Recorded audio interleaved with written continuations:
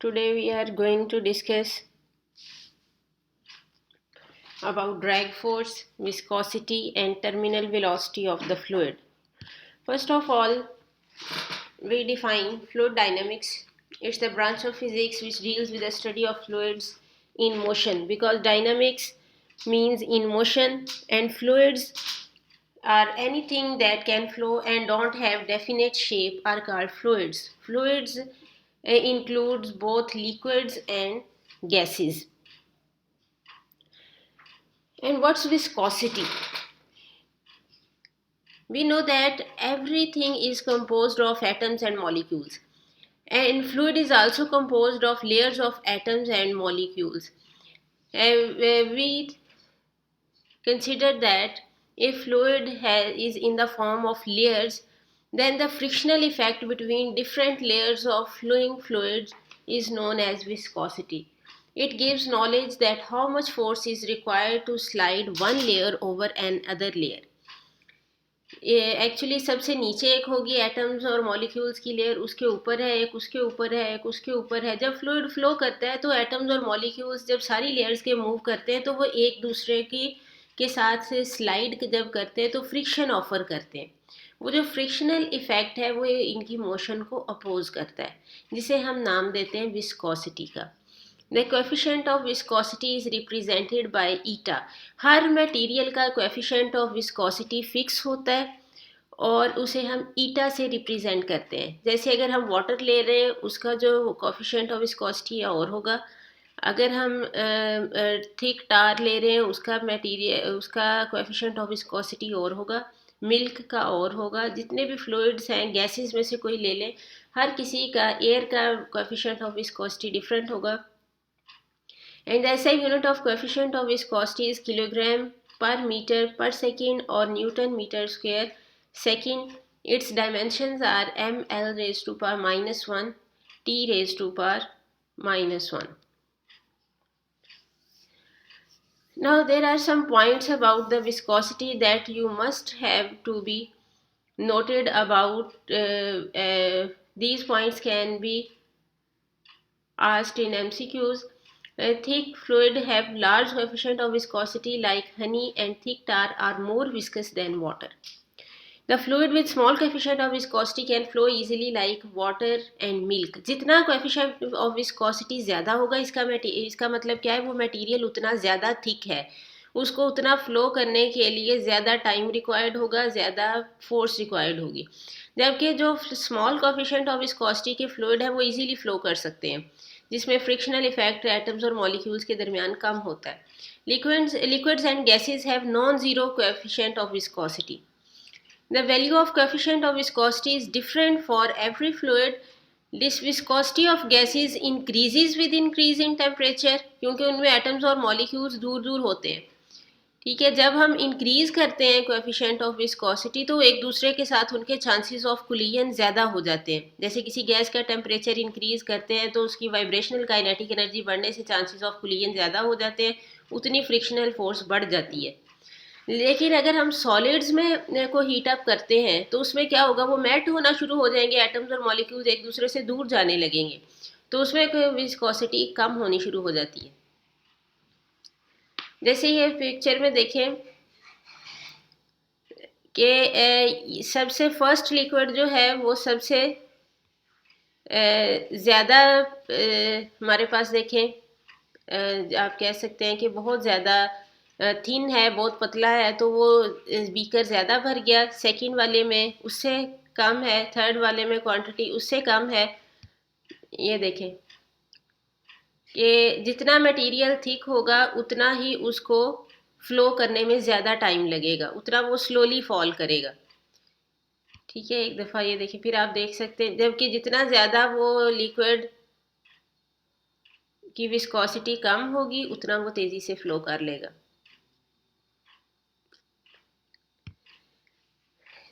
Next अब हमने define करना है ड्रैग फोर्स. पहले हमने जो ली है विस्कोसिटी, वो क्या है, वो फ्लूइड की अपनी ही लेयर्स के दरमियान फ्रिक्शन है.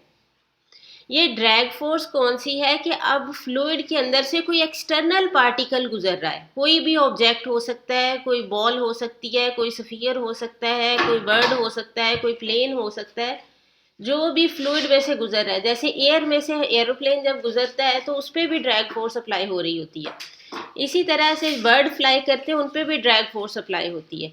यानी फ्लूइड्स में से, गैसेस और लिक्विड्स दोनों फ्लूइड में आते हैं, फ्लूइड में से जब कोई और एक्सटर्नल ऑब्जेक्ट गुजरता है तो जो फ्लूइड के पार्टिकल्स उस ऑब्जेक्ट पे अपोजिंग फोर्स अप्लाई करते हैं, that is known as drag force. For example, when we stick our hand from the window of a fast moving car, then air drag force is experienced by our hand. And the value of drag force is large for viscous fluids. जितना ज़्यादा coefficient of viscosity होगा उतना frictional effect भी ज़्यादा offer करेगा object, और जितना less viscous fluid होगा उतना फ्रिक्शनल इफेक्ट भी उस ऑब्जेक्ट पे कम होगा। और जो लेयर्स ऑफ, हम ये कहते हैं कि फ्लूइड लेयर्स की फॉर्म में फ्लो करता है, तो वो लेयर्स ऑफ फ्लूइड कहलाती हैं स्ट्रीम लाइन्स। अब देखिए यहाँ पे सबसे जो फर्स्ट है इसका विस्कोसिटी सबसे कम है, सेकंड की उससे ज़्यादा है, थर्ड वाले की उससे ज़्यादा है। अब एक बॉल इसमें एट द सेम टाइम फेंकेंगे, लेकिन हम देखेंगे कि जो लेस विस्कस फ्लूइड है उसमें बॉल जल्दी बॉटम पे आ जाता है, और जिसकी विस्कोसिटी ज़्यादा है उसमें बॉल को बॉटम पे आने में ज़्यादा टाइम लगता है। ये देखिए बॉल फ़ौरन बॉटम पे पहुँच गया है, ये उससे ज़रा तेज़ स्पीड से आ रहा है, जिसकी विस्कोसिटी ज़्यादा है, जो ज़्यादा थिक मटेरियल है उस पर और ज़्यादा टाइम लग रहा है। तो इसका मतलब क्या है कि ये फ्लूइड है, अब इसके अंदर एक एक्सटर्नल पार्टिकल मूव कर रहा है, तो इस पे जो ड्रैग फोर्स अप्लाई हो रही है वो भी किस पे डिपेंड करती है, विस्कोसिटी ऑफ द फ्लूइड पे।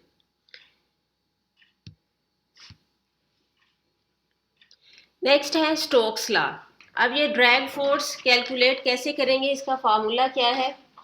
The drag force acting on a sphere of radius r moving slowly with velocity v in a fluid of coefficient of viscosity eta is given by F is equal to 6 pi eta r v। ये formula है Stokes law, जिसे हम कहते हैं कि यानी अगर कोई स्फेरिकल ऑब्जेक्ट के स्लोली मूव कर रहा हो विद यूनिफॉर्म स्पीड के साथ किसी भी फ्लूइड में से, तो उस पर ड्रैग फोर्स हम इस फार्मूले से लेते हैं, F is equal to 6 pi eta r v के फार्मूले से। Stokes law is applicable only for spherical objects and slow moving objects। अगर फास्ट मूविंग ऑब्जेक्ट्स आप किसी एरोप्लेन को ले लें तो वो उस पर भी एप्लीकेबल नहीं होगा, स्फीरिकल अगर शेप नहीं है ऑब्जेक्ट की उस पर भी अप्लाई नहीं होगा।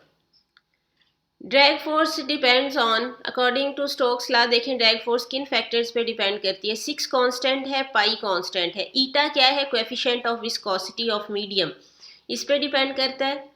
आर यानी साइज ऑफ स्फीयर पे डिपेंड करता है, वी यानी स्पीड ऑफ स्फीयर पे डिपेंड करती है drag force.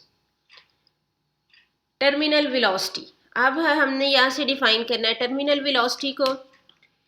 It is the uniform velocity attend by the object falling vertically downward under the action of gravity is known as terminal velocity। अगर एक object fall कर रहा है downward direction में, उस पर फोर्स ऑफ ग्रेविटी है vertically downward, लेकिन जो ड्रैग फोर्स है वो उसके ऑपोजिट होगी वर्टिकली अपवर्ड, तो उसकी दोनों फोर्सेस एक दूसरे को बैलेंस कर देंगी, तो ऐसा रिजल्ट क्या होगा, जो ग्रेविटेशनल एक्सेलरेशन से पहले बॉडी फॉल कर रहा था वो एक्सेलरेशन ज़ीरो हो जाएगा, क्योंकि नेट फोर्स ज़ीरो हो जाएगी और वो बॉडी यूनिफॉर्म वेलोसिटी से अटेन कर लेगा, जिसे हम नाम देते हैं टर्मिनल वेलोसिटी का। We consider a fog droplet, यहाँ पे हमने एक फॉग ड्रॉपलेट लिया है, एक छोटा सा particle that is falling downward. The air drag force increase as the speed of droplet increases and very soon it becomes equal to weight. जैसे ये फॉल कर रहा है आहिस्ता आहिस्ता ड्रैग फोर्स यानी अपोजिंग फोर्स बढ़ती जाती है, क्योंकि जितनी स्पीड ज़्यादा हो ड्रैग फोर्स उतनी ज़्यादा होती है। तो एक पॉइंट ऐसा आएगा कि दोनों एक दूसरे को बैलेंस कर देंगे, और फिर ये क्या करेगा, ये यूनिफॉर्म वेलोसिटी अटेन कर लेगा, that will be terminal velocity. Then it will start moving with uniform velocity का terminal velocity. The net force on the droplet is, total force अब देखें किसके इक्वल है, weight of the droplet downward है और opposing force है drag force, तो इसलिए इसको हम नेगेटिव लेंगे, अदरवाइज टोटल लेने के लिए हम सम करते हैं, तो बेसिकली हमने इन दोनों को प्लस करना है, लेकिन अपोजिंग फोर्स ऑपोजिट डायरेक्शन में है तो इसलिए इसको नेगेटिव लिया है। तो ड्रैग फोर्स स्टोक्स लॉ से आ जाएगी 6 pi eta r v. Subscript में हम टी लिख रहे हैं, that stands for terminal speed. तो F is equal to m a is equal to m g minus 6 pi eta r v t. अब हमने ये कहा है कि इसने यूनिफॉर्म वेलोसिटी अटेन कर ली है। जब यूनिफॉर्म वेलोसिटी अटेन की है तो एक्सेलरेशन ज़ीरो हो जाएगा। तो m g zero is equal to m g minus 6 pi eta r v t होगा। तो एम जी इक्वल आ जाएगा 6 pi eta r v t कि यहाँ से हम टर्मिनल वेलोसिटी का फार्मूला निकाल सकते हैं। टर्मिनल वेलोसिटी इक्वल आ जाएगी m g over 6 pi eta r. देखिए 6 पाई कांस्टेंट है, जी ग्रेविटेशनल एक्सेलरेशन कांस्टेंट है, ईटा कोएफिशिएंट ऑफ विस्कोसिटी कांस्टेंट है। इसका मतलब है अगर हमें मास ऑफ ड्रॉपलेट और रेडियस ऑफ ड्रॉपलेट पता चल जाए तो हम टर्मिनल वेलोसिटी फाइंड कर सकते हैं। अब हम फाइंड करेंगे mass by using the formula of density. Density का फार्मूला क्या होता है? Mass per unit volume. Rho is equal to M over V होता है, तो मास इक्वल आता है रो वी के। और वॉल्यूम ऑफ स्फीयर का फार्मूला क्या होता है? 4/3 पाई r क्यूब। ये वैल्यू हम यहाँ पे पुट कर देंगे क्योंकि ड्रॉपलेट स्फीरिकल फॉर्म में है, तो इसलिए हमने वॉल्यूम ऑफ स्फीयर का फार्मूला अप्लाई कर दिया यहाँ पे। तो यहाँ से हमारे पास मास किसके इक्वल आ जाएगा? 4/3 पाई r क्यूब रो के। ये वैल्यू हम पुट कर देंगे इक्वेशन 1 में। ये हमारे पास जो इक्वेशन 1 थी, यहाँ पे मास की ये value rho into 4/3 pi r cube हम ये पुट करेंगे।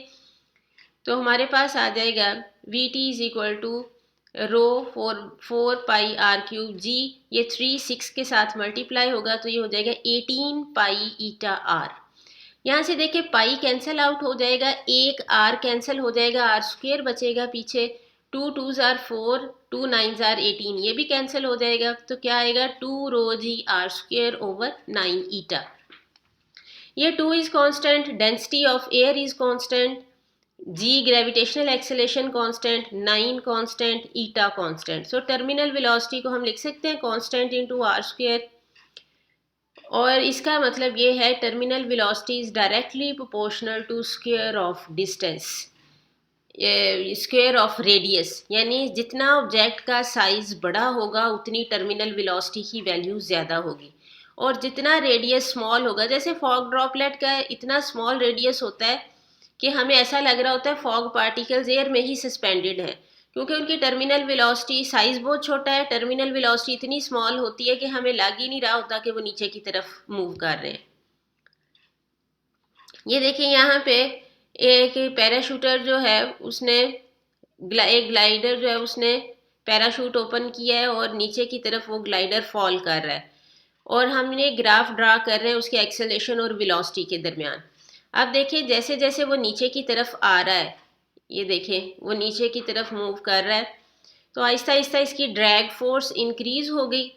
तो ये देखिए वेलोसिटी इंक्रीज हो रही है, और एक पॉइंट पे जाके देखिए ये वेलोसिटी जो रेड लाइन है ये पैरेलल हो गई है। इसका मतलब क्या है? वेलोसिटी कांस्टेंट हो गई, और वो जो कांस्टेंट वेलोसिटी है वो है टर्मिनल वेलोसिटी। देखिए ये इस पॉइंट पे आके इसने टर्मिनल वेलोसिटी अटेन कर ली है। अब ये आगे यूनिफॉर्म वेलोसिटी के साथ यानी 16 मीटर पर सेकंड के साथ ही आगे मूव कर रहा है। और देखिए जहाँ पे वेलोसिटी कांस्टेंट हो रही है वहाँ पे एक्सेलरेशन को हमने ग्रीन लाइन से शो किया। एक्सेलरेशन कहाँ पे आ जाता है? ज़ीरो पे आ जाता है। वेलोसिटी कांस्टेंट होते ही एक्सेलरेशन ड्रॉप हो गया ज़ीरो पे। सो ये टॉपिक मोस्टली शॉर्ट में डेफिनेशंस आती हैं ड्रैग फोर्स की, टर्मिनल वेलोसिटी, स्टोक्स लॉ। लेकिन एक दो दफ़ा प्रीवियस एग्जाम्स में टर्मिनल वेलोसिटी का एक्सप्रेशन लॉन्ग क्वेश्चंस में भी आया है, तो इसलिए इस टॉपिक को आपने प्रॉपरली प्रिपेयर करना है।